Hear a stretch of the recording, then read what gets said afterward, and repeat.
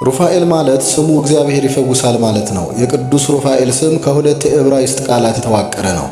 ሩፋ ማለት ፈውስ ሲሆን ኤል ማለት ደግሞ እግዚአብሔር ማለት ነው።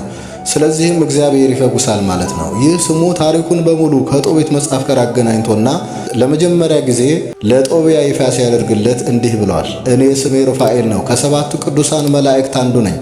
እግዚአብሔር የላከኝ እኔ ነኝ። ጦቢት 12:15 የፈውስ መልአክ ነው።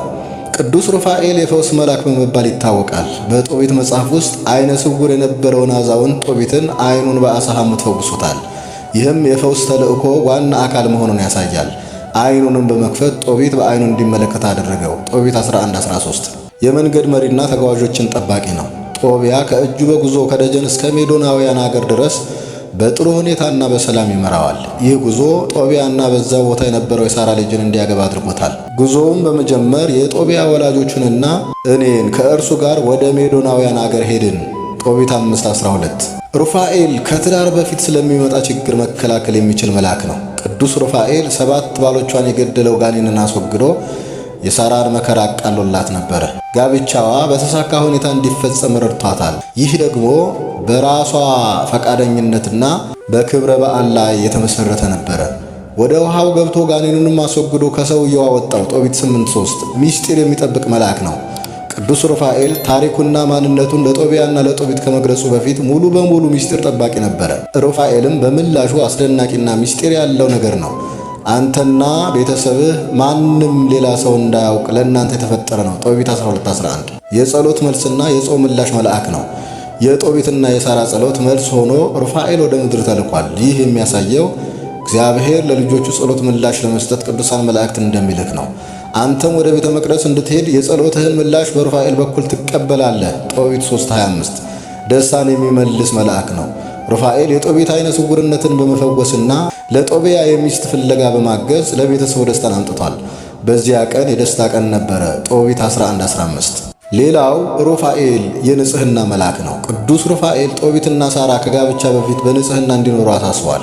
ይህ የጋብቻ ትርጉምንና ጋብቻ እግዚአብሔር ስጦታ መሆኑን ያጎላል። በዚያ ቀናት ጦቢያና ሳራ በንጽህና ከእግዚአብሔር እንዲኖሩ ነግሯቸዋል። ጦቢት 6:18 እግዚአብሔርን የሚያመሰግን መልአክ ነው። በጦቢት መጽሐፍ መጨረሻ ላይ ሩፋኤል የሰው ልጆች እግዚአብሔርን እንዲያመሰግኑ አሳስቧል።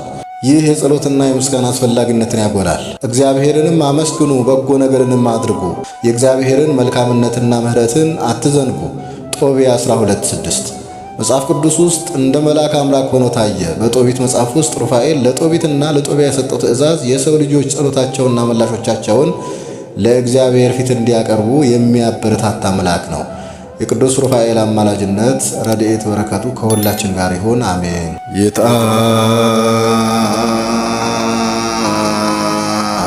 የታየን መልአከ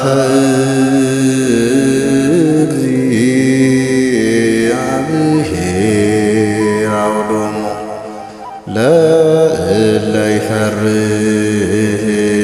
ይፈርህዎ ወያድኅኖሙ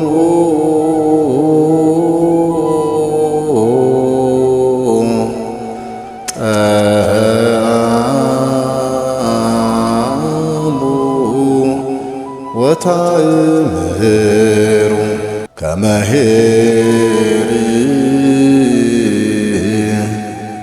እግዚአብሔር